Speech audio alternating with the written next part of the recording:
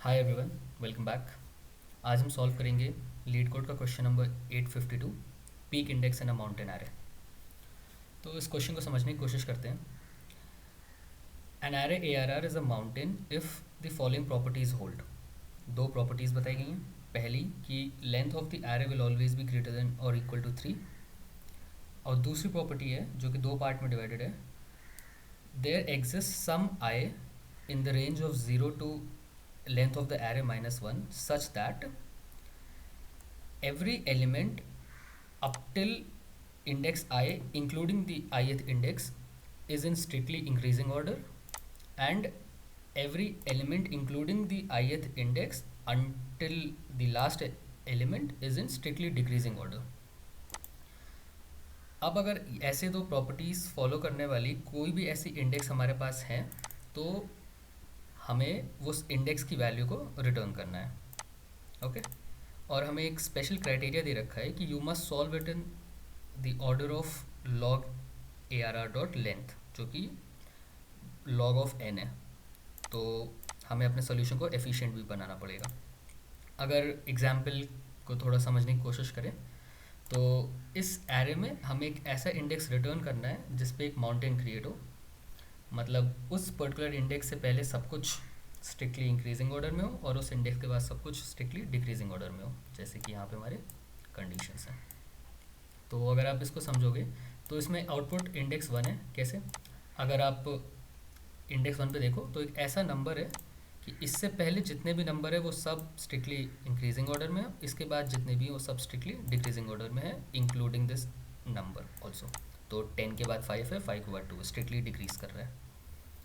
अगर कंस्ट्रेंट्स के बारे में देखें तो लेंथ ऑफ द एरे 3 से लेके 10 की पावर 5 तक हो सकती है, और each element of the array 0 including से लेके 10 के पावर 6 तक हो सकता है। और हमें गारंटी बताया गया है कि एक माउंटेन का पीक ज़रूर एग्जिस्ट करेगा। तो हम इतने श्योर है एग्जिस्ट करेगा, हमको बस ढूंढ के उसे रिटर्न करना है। ठीक है। अब हम देखते हैं कि इसको अप्रोच कैसे करें। लेट्स टेक एन एग्जाम्पल और उससे हम समझेंगे। अज्यूम करते हैं ये एरे हमारे पास है 1 2 10 7 6 5। अब ये जो एरे है वो दोनों प्रॉपर्टीज़ को फॉलो कर रही है। Length of array is greater than equal to 3, और जो हमारा एरे है वो दो पार्ट में डिवाइडेड है such that there is an index I जहाँ तक एक स्ट्रिक्टली इंक्रीजिंग पैटर्न है और वहाँ से आगे तक एक स्ट्रिक्टली डिक्रीजिंग पैटर्न है। तो ये दो पार्ट में एरे डिवाइडेड है, एक 1 से 1 2 और 10, और दूसरा है 10 7 6 5। तो अगर इस एरे में हमें एक पीक ढूंढना होगा तो अगर आप देखो ध्यान से तो वो पीक इंडेक्स नंबर 2 पे प्रेजेंट होगा, क्योंकि 10 तक सब कुछ एक स्ट्रिक्टली इंक्रीजिंग ऑर्डर में है और 10 के बाद सब कुछ स्ट्रिक्टली डिक्रीजिंग ऑर्डर में है। तो इसका हम अगर बेसिक अप्रोच देखें, एक ब्रूट फोर्स अप्रोच देखें कि आई नो हमें बोला है यहाँ पे कि हमें एक ऐसा सोल्यूशन देना है जो कि लॉगरिथमिक हो, बट हम पहले कोशिश करते हैं एक ब्रूट फोर्स अप्रोच लिखने की, ताकि एटलीस्ट हमारी अंडरस्टैंडिंग क्लियर रहे। तो अगर आप देखो इंडेक्स 0 को इंडेक्स 1 से कंपेयर करो तो element present at index 1 is greater than element present at index 0। Similarly second index पे जो एलिमेंट है वो फर्स्ट वाले से बड़ा है, पर जो थर्ड इंडेक्स पे एलिमेंट है वो सेकेंड वाले से छोटा है, राइट?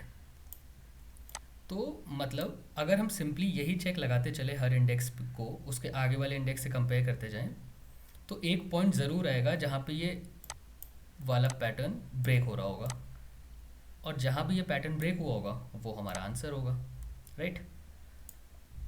तो चलिए इसको हम कोड करके देखते हैं।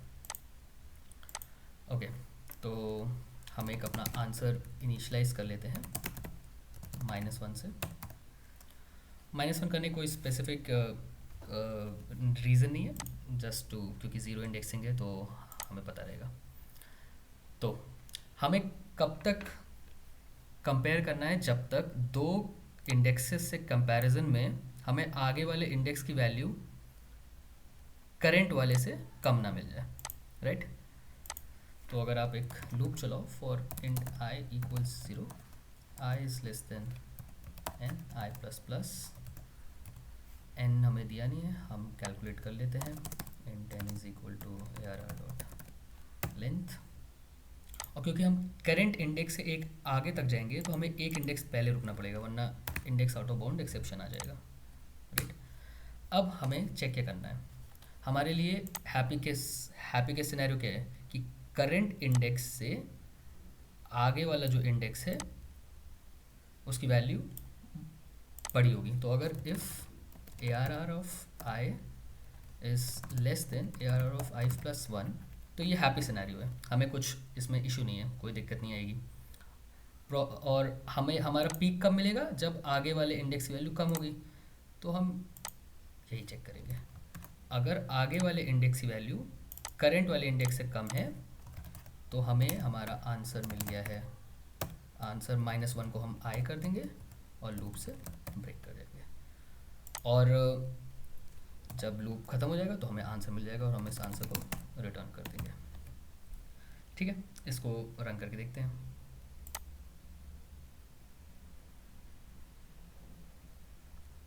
कूल, तो सारे गिवन टेस्ट केसेस पास हो गए और ये एक लीनियर सोल्यूशन है। तो सबमिट करने पे क्या लगता है रिजल्ट क्या आएगा?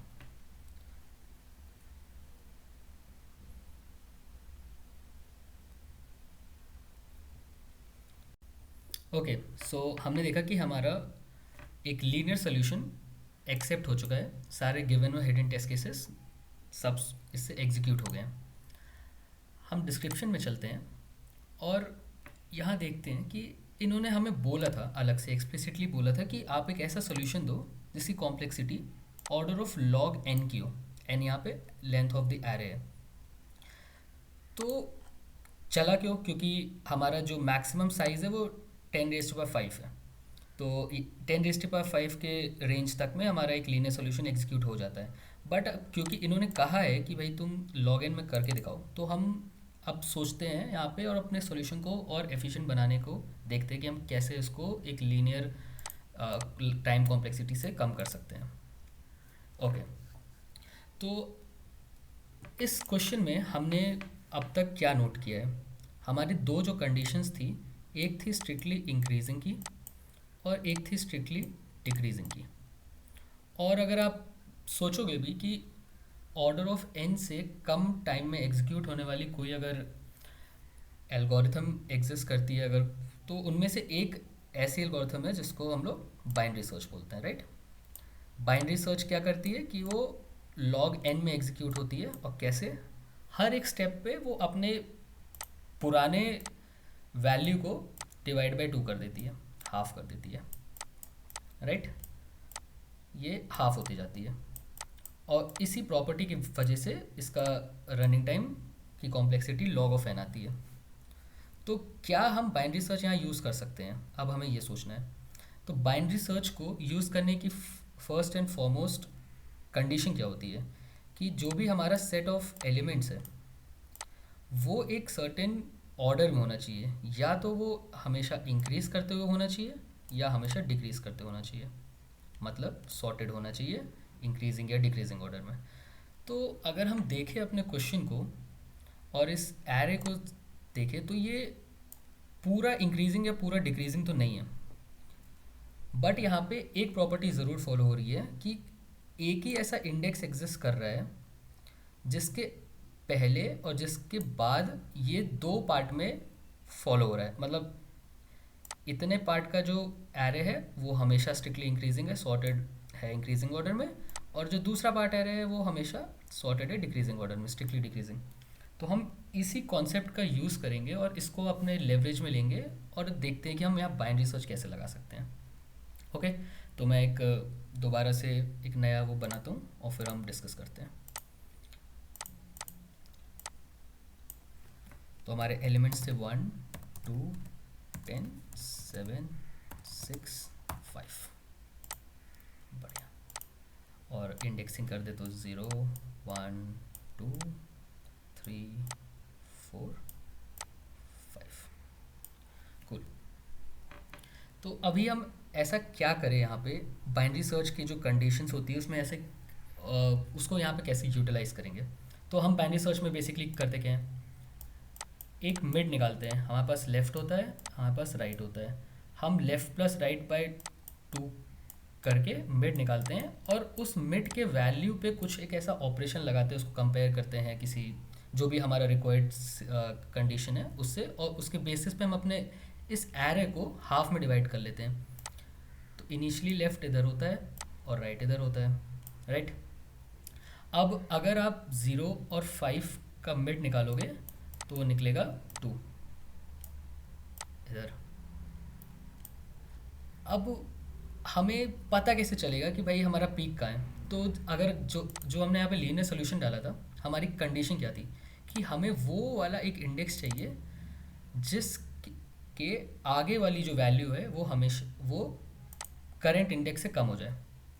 तो अगर हम अपने मिड को चेक करें उसके आगे वाले से और अगर वो कम निकली तो हमारा इंडेक्स आंसर हो जाएगा करंट, राइट।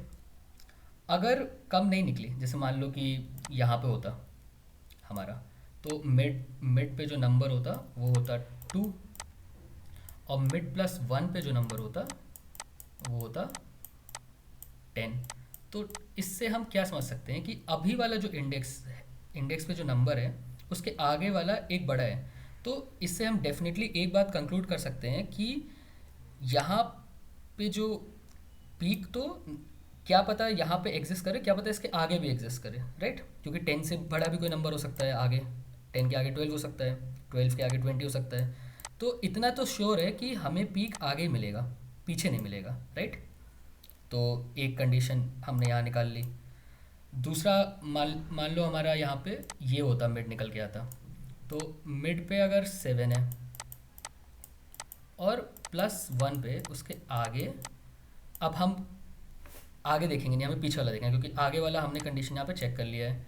तो -1 पे एक इंडेक्स पीछे हमें 10 मिल गया, राइट।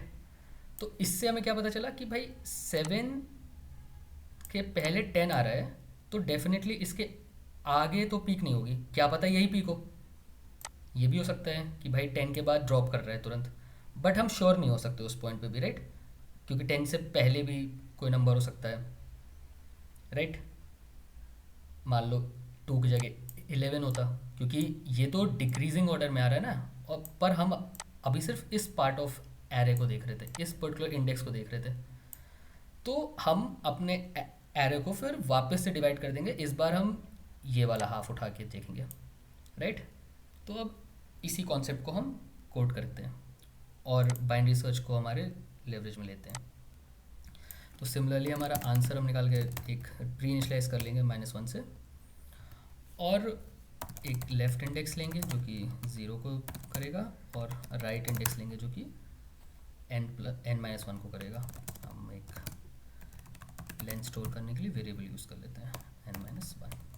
अब सिंपल बाइनरी सर्च का कोड लिखते हैं, while left is less than right, mid निकालेंगे, mid is equal to left plus right whole divided bye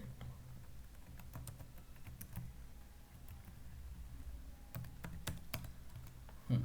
हमारी कंडीशन क्या है कि अगर array of I is less than array of I plus 1, तो जब हम ये एक्सप्रेशन लिखते हैं तो हम क्या बोलना चाहते हैं कि करंट एलिमेंट्स के आगे भी कोई एलिमेंट एग्जिस्ट कर रहा है जो कि बड़ा है। मतलब अगर 2 हमारा करंट है तो उसके आगे 10 है। तो ये वाला केस हुआ। इस केस में हमें क्या करना है कि हमें अपने एरे को आगे भेजना है, क्योंकि पीक हमारा 2 के तो आगे ही होगा पक्के से, राइट। तो हम यहाँ कर देंगे कि left is equal to mid plus 1। और अगर ऐसा नहीं है तो 7 वाला केस होगा कि जब यहाँ पे हमारा मिड हो तो क्या पता 10 पीक हो, क्या पता 10 के पहले भी हो, तो एक इक्वालिटी भी आएगी और एक लेस देन वाला कंडीशन भी आएगा, तो वो दोनों हमारा एल्स में कवर हो जाएगा। तो उस केस में हम क्या करेंगे, राइट को मिड दे देंगे और इस लूप को चलते रहने देंगे। और एक हमें ब्रेकिंग कंडीशन भी लिखनी पड़ेगी। तो ब्रेकिंग कंडीशन खुद से कैलकुलेट होके आ जाएगी। खुद से कैसे कैलकुलेट होगी, क्योंकि हर स्टेप पे हम अपने एरे को हाफ में डिवाइड करते जा रहे हैं, और जब तक लेफ़्ट राइट से कम होगा तब तक ये चलता रहेगा, और इवेंचुअली जब ये कंडीशन फॉल्स हो जाएगी तो हमें वो अपना इंडेक्स मिल जाएगा जहाँ से वो पीक फॉर्म हो रही होगी। तो हम लूप के बाहर आके रिटर्न कर देंगे अपने लेफ़्ट को। ठीक है, इसको रन करते हैं। अब हमने अपने वेरिएबल्स की नेमिंग को कंसिस्टेंट नहीं रखा है, तो लेट्स मेक श्योर हमारे सारे नेमिंग कंसिस्टेंट हैं। Okay, again mid and mid. तो ये होती हैं रुकी मिस्टेक्स, जैसे कि हमने पहले भी देखा है काफ़ी बार, बट हाँ पार्ट है ये। तो हमारे सारे गिवन टेस्ट केसेस चल गए, और अगर हम इसको सबमिट करके देखें तो ये एक्सेप्ट भी हो गया, और हमने इसको एक log n के टाइम कॉम्प्लेक्सिटी में सॉल्व भी कर दिया। तो ये था हमारा solution for leet code question number 852, peak index in a mountain array, जिसके लिए हमने बाइनरी सर्च के कॉन्सेप्ट को यूज़ किया, और उसके ऑलवेज आइदर इंक्रीजिंग और डिक्रीजिंग वाले कॉन्सेप्ट की हेल्प से हमने log n में सॉल्यूशन को सबमिट किया। Thank you so much for tuning in, and until next time, keep practicing.